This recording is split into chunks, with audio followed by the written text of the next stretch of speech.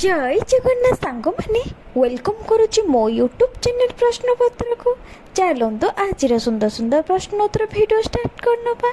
आज प्रश्न basic knowledge केवल साइंस ऊपर। आज प्रथम प्रश्नटी हेउछि पदार्थर केतोटी अवस्था रहिछि। पदार्थर केतोटी अवस्था रहिछि? ऑप्शन ए 4टी, ऑप्शन बी 1टी, ऑप्शन सी 2टी, ऑप्शन डी 3टी। सठिक उत्तरटी हेउछि ऑप्शन डी 3टी। पदार्थर 3टी अवस्था रहिछि। परवर्ती प्रश्नटी हेउछि तारा मानक मध्यरे केउ गैस थाए? तारा मानक मध्यरे केउ गैस थाए? ऑप्शन ए उदजान, option B methane, option C अम्लजान, ऑप्शन डी हीलियम।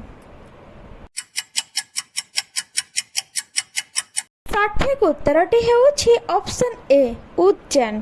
तारा मानक भितरे उदजान भली गैस रही थाए। चलतु परवर्ती प्रश्नटी आलोचना करबा। ता आगुरु मु कहि रखिबे जदि आपण माने मो चैनल नुआ अछंती ताहाले चैनल को लाइक करंतु, शेयर करंतु एंड सब्सक्राइब करंतु। परवर्ती प्रश्नटी हेउछि ध्रुव तारा चारिपटे किए घुरु अछि?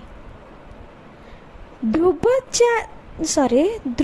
तारा चारिपटे किए घुरु अछि?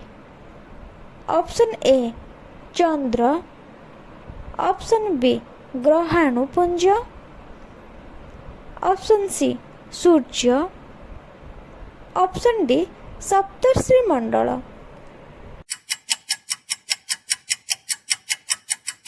सठिक उत्तरटी हेउछि ऑप्शन डी सप्तर्षि मंडल। ध्रुव तारा चारिपटे सप्तर्षि मंडल रही अछंती। चलंतु परवर्ती प्रश्नटी आलोचना करिबा।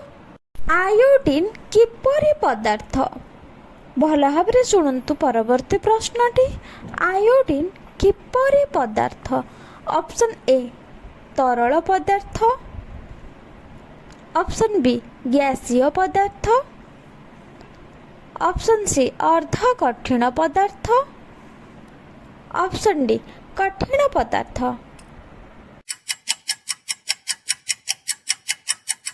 सठिक उत्तरटी हेउछि ऑप्शन डी कठिन पदार्थ। आयोडीन कठिन पदार्थ अटे।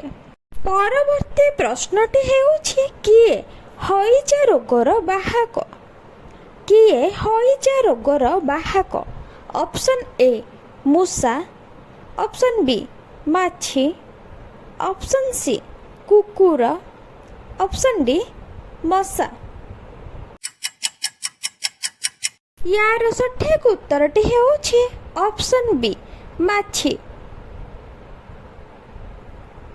आज पई एतिकी रहिली। जय जगन्नाथ। आउ हाँ, जदि मो वीडियो भल लागु ता like share subscribe my channel.